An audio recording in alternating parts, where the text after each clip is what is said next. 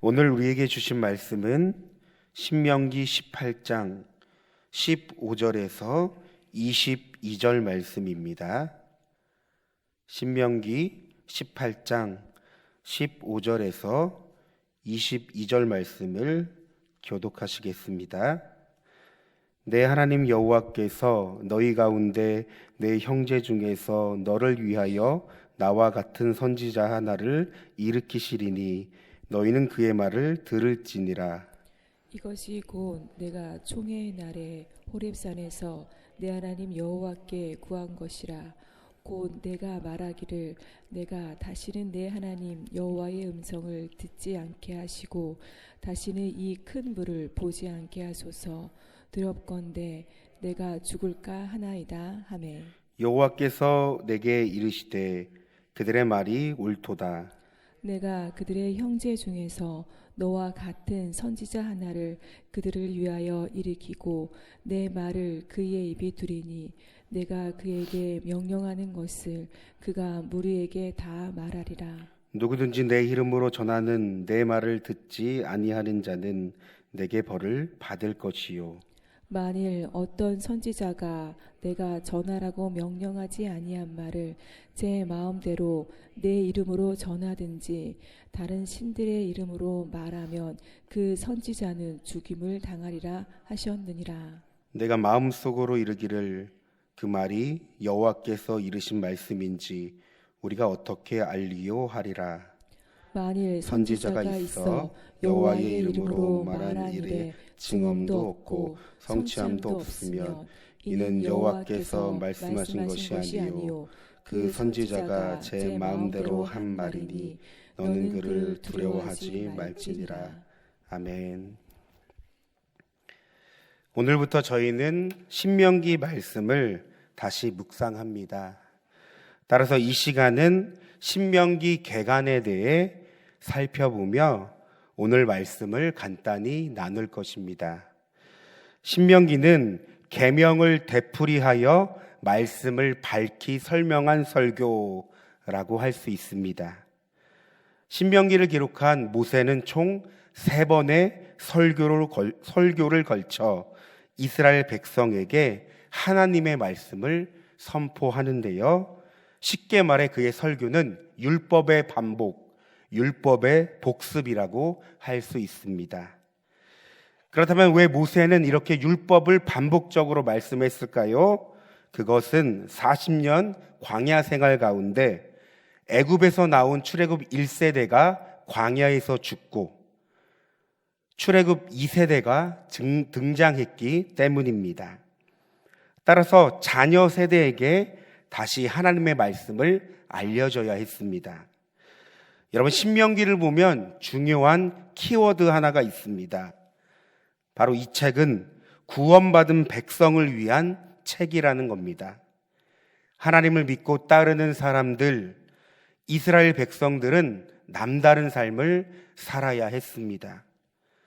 그러기 위해선 삶의 기준이 되는 말씀을 잘 들어야만 했습니다.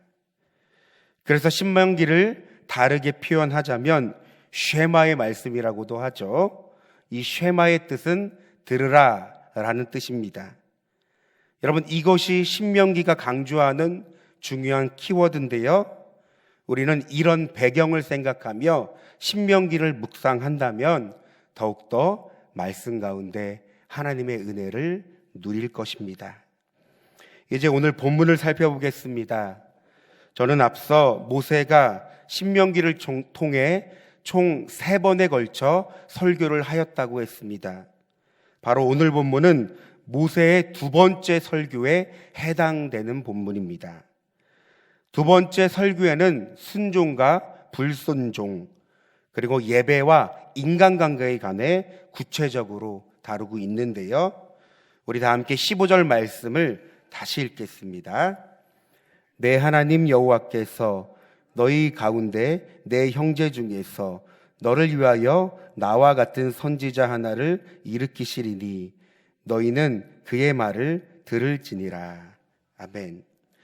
여러분, 출애굽기 20장 18절 이하의 말씀을 보면 과거 이스라엘 백성들은 자신들을 대신해서 모세에게 하나님의 말씀을 전해달라고 요구한 적이 있습니다.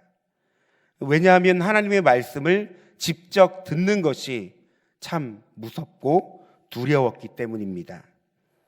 따라서 하나님은 선지자를 택하실 것을 그들에게 말씀하십니다. 하나님은 선지자를 통해 하나님의 말씀을 전하실 것이고, 오늘 본문 19절 내려가서 19절 말씀처럼 이스라엘 백성들은 그 말에 귀를 기울여야 한다고 하나님은 말씀하십니다. 그런데 여러분, 우리가 이스라엘 백성들의 행보를 잘 알고 있죠. 여러분, 이스라엘 백성들은 선지자를 원했습니다. 그래서 하나님은 그들의 요구를 들어주셨습니다. 그러나 이 백성들이 가나안 땅에 들어가 삶이 안정되고 풍족하게 살아갈 때 이들은 하나님의 말씀을 듣지 않았습니다. 오히려 하나님께서 보내신 선지자들을 박해하고 죽이기까지 했습니다. 결국 이들이 어떻게 되었을까요? 나라가 망하고 포로가 되는 하나님의 심판을 받아야만 했습니다. 바로 듣지 않았기에, 하나님의 말씀을 듣지 않았기에 일어난 비참한 결과입니다. 오늘날 선지자를 목회자라고 할 수 있습니다. 여러분, 목회자는 하나님의 말씀을 전하는 자로 부름받았습니다. 무엇보다 예수 그리스도를 믿는 성도는 목회자를 통해 하나님의 말씀을 듣게 하십니다. 물론 목회자가 하나님의 말씀을 전한다고 해서 그 목회자가 하나님이 될 수는 없겠죠. 그러나 하나님께서 세운 목회자를 통해, 그가 전하는 설교를 통해 보편적으로 하나님의 말씀을 듣게 하십니다. 따라서 성도는 경청하는 자세가 필요합니다. 다시 말해 듣는 것이 중요하다는 겁니다. 여러분, 로마서 10장 17절 말씀에는 이렇게 기록되어 있는데요, 제가 새번역 성경으로 읽겠습니다. 그러므로 믿음은 들음에서 생기고, 들음은 그리스도를 전하는 말씀에서 비롯됩니다. 여러분, 듣지 못하면 믿음이 생길 수 없고 자라지 못합니다.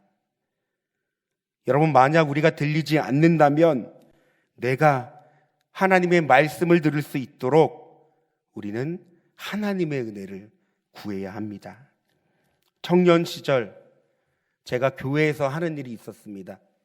그것은 목회자를 저의 도마 위에 올려놓고 칼질하는 것이었습니다.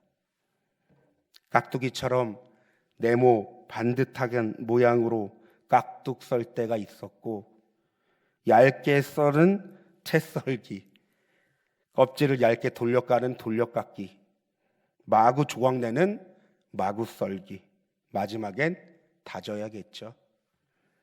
그러니까 비판과 평가의 눈으로 목회자를 바라보았고 설교를 들었습니다. 당연히 이런 저의 모습 속에는 하나님의 말씀을 듣지 못하고, 결국 이러한 것들이 저의 신앙에 아무런 유익이 되지 않았습니다. 오히려 저의 마음은 강팍해져 갔고 저의 영은 죽어가고 있었습니다. 차라리 그때 한 말씀이라도 들을 걸, 한 말씀이라도 가슴에 새길 걸. 여러분, 저는 하나님이 무섭지 않는 자였습니다. 그러니까 참 어리석은 자가 저였습니다. 그리고 이런 내면의 모습을 보면 결국 하나님을 거스르고 하나님께 반역하는, 완악하고 이 못된 마음이 저희 안에 있었습니다. 여러분, 저는 오늘 말씀을 묵상하면서 우리 사랑하는 만나교회 성도님들에게 권면합니다. 하나님의 말씀을 들을 수 있는 은혜가 있길 소망합니다. 목회자의 자격, 목회자의 인격, 목회자의 리더십, 목회자의 여러 배경과 환경, 여러분 목회자는 많은 것을 필요로 하고 요구되어집니다. 그러나 오늘 우리는 이 본문을 어떻게 바라봐야 할까요? 어떤 묵상을 할 수 있을까요? 저는 무엇보다 이 본문을 묵상하며 무엇보다 목회자에게 기도가 많이 필요하다는 것을 묵상해 봅니다. 그가 진리의 말씀을 선포할 수 있도록 더욱 하나님에 대해 올바르게 반응하며 하나님의 말씀을 전할 수 있도록 비판과 정죄가 아닌 사랑과 관심으로 기도해야 한다는 겁니다. 여러분, 목회자는요, 성도님들의 눈물로 자랍니다. 목회자는 성도님들의 기도로 세워집니다. 데살로니가 후서 3장 1절을 세번역 성경으로 읽겠습니다. 마지막으로 형제자매 여러분, 주님의 말씀이 여러분에게 퍼진 것과 같이 각처에 속해 퍼져서 영광스럽게 되도록 우리를 위해서 기도해 주십시오. 여러분, 데살로니가 후서를 기록한 바울 역시 데살로니가 교회에게 복음을 전하고 사도의 부르심을 받는 동역자를 위해서 기도해 줄 것을 요청했습니다. 어쩌면 이러한 것들이 당연하다고 생각하지만 왜 이렇게까지 바울은 데살로니가를 통해서 이런 부탁을 하였을까요?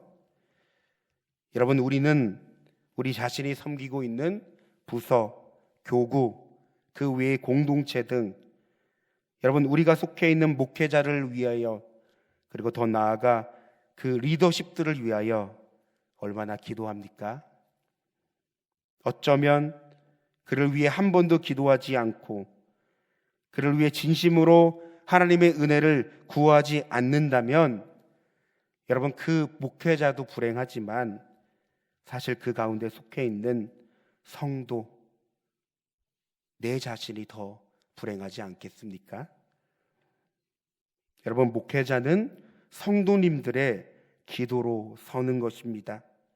목회자가 잘나서, 목회자가 대단해서 그들을 위해 기도하라는 것이 아닙니다.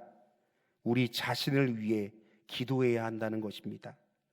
한편 20절 말씀도 우리 다시 한번 읽겠습니다. 만일 어떤 선지자가 내가 전하라고 명령하지 아니한 말을 제 마음대로 내 이름으로 전하든지 다른 신들의 이름을 말하면 그 선지자는 죽임을 당하리라 하셨느니라. 여러분, 하나님께서는 이스라엘 백성들에게 선지자를 통해 말씀을 듣지 않으면 벌을 내린다고 하셨습니다. 그러나 반대로 하나님께서는 선지자에 대해서도 말씀하십니다. 만약 선지자가 우상의 말을 전하거나 말씀을 왜곡하면 죽임을 당한다는 겁니다. 그만큼 하나님의 말씀을 대언하는 이 자리가 어쩌면 영광스러운 직분인 만큼 그에 따르는 책임이 상당히 무겁다는 것을 우리는 생각해 봅니다. 그러니까 한마디로 목회자는 하나님께서 엄중히 치리하신다는 겁니다. 따라서 오늘 본문을 묵상하며 여러분, 이 자리가 얼마나 책임 있는 자리이며 무거운 자리임을 다시 한번 생각해 봅니다. 그리고 하나님에 대해 묵상해 봅니다. 여러분, 요즘 하나님을 묵상하게 되면 어떤 마음이 드시나요? 저는 요즘 하나님에 대해 묵상하면 하나님이 두렵습니다. 이 마음을 다르게 표현하면 경외하는 마음이라고 하겠습니다. 부정의 의미가 아니가요. 부정의 의미가 아니라 하나님을 알수록 그분의 사랑과 은혜를 경험하게 되지만 여러분, 한편으로 하나님이 두려워집니다. 왜냐하면 그분은 너무나 크신 분이기 때문에. 제가 말씀을 준비하면서 늘 부족한 것을 알기에 더 많은 시간을 갖고 많은 자료를 찾아보며 이것이 분명한 것인지 하나님의 말씀을 정확히 전하지 못하면 어떡하지? 참 두려울 때가 많이 있습니다. 여러분, 사람의 평가와 사람의 눈초리가 무서운 것이 아닙니다. 하나님 앞에서 내가 어떤 자임을 알기 때문에 언제든지 하나님께서는 저를 치리하실 수 있기 때문에 그래서 늘 두렵고 떨리는 겁니다. 대학원 시절 신학을 공부하겠다고 결단하며 여러 친구들을 만날 때 친구들이 저에게 농담을 한 적이 있습니다. 거짓 선지자가 되지 말라고요. 그저 적당하게 사람들의 비율을 맞춰가며 좋은 만말 전하는 목회자, 그저 하나님의 말씀인 듯 자신의 생각을 전하는 목회자, 하나님에 대한 올바른 지식을 분별하지 못하는 목회자가 되지 말라는 것이었습니다. 그래서 사실 오늘 본문은 저에게 너무나 무겁게 느껴지는 본문이었습니다. 그리고 하나님 보시기에 어떤 목회자로 부름을 받았는지 점검하는 시간이기도 하였습니다. 여러분, 말씀을 정리합니다. 하나님은 무엇보다 오늘 본문을 통해 듣는 것도 중요하지만 그 말씀을 전하는 자도 중요하다고 말씀하십니다. 여러분, 모두가 기도가 필요한 내용입니다. 듣는 자도 기도가 필요하고요, 전하는 자도 기도가 필요하며 하나님의 은혜가 필요합니다. 그러므로 이 시간 이렇게 기도하길 소망합니다. 무엇보다 여러분, 우리가 속해 있는 공동체 리더십을 위하여 기도합시다. 더 나아가 우리 자신이 하나님의 말씀을 들을 수 있는 분별력을 가질 수 있는 은혜를 달라고 이 시간 오늘 본문을 생각하며 우리 주여 한번 부르시고 기도하겠습니다. 주여, 사랑과 은혜가 충만하신 하나님, 오늘 신명기 말씀을 통해서 하나님께서 선지자를 통해 이스라엘 백성들에게 하나님의 말씀을 대언하실 것을 말씀하시면서 하나님, 오늘 이 본문을 통해 하나님 목회자, 하나님의 말씀을 전하는 제 자신을 돌아보게 되었습니다. 하나님, 무엇보다 하나님이 너무나 두려울 때가 많이 있습니다. 하나님, 너무나 크시기에 하나님, 내가 어떤 존재인을 알기 위해 하나님 앞에서 늘 두렵고 떨리는 마음을 갖고 있습니다. 하나님, 나에게 복음의 진리를 알 수 있는 귀한 은혜를 더하여 주시고 그 복음의 진리를 바르게 전할 수 있는 은혜를 더하여 주시옵소서. 하나님, 내가 어떤 자임을 알기에 늘 하나님 성령 충만하지 못하면, 성령 충만하지 않으면 늘 사람의 생각과 뜻과 감정이 나가는 것을 하나님 알게 됩니다. 하나님, 늘 성령 충만을 허락하여 주시옵소서. 하나님의 말씀에 먼저 내가 바르게 반응하는 자가 되게 하여 주시옵소서. 하나님의 말씀을 분별할 수 있는 귀한 은혜를 더하여 주시옵소서. 하나님, 늘 부족합니다. 하나님의 은혜가 너무나도 필요합니다. 하나님, 특별히 우리 성도님들 가운데 들을 수 있는 은혜를 더하여 주시옵소서. 하나님의 말씀을 분별할 수 있는 은혜를 더하여 주시옵소서.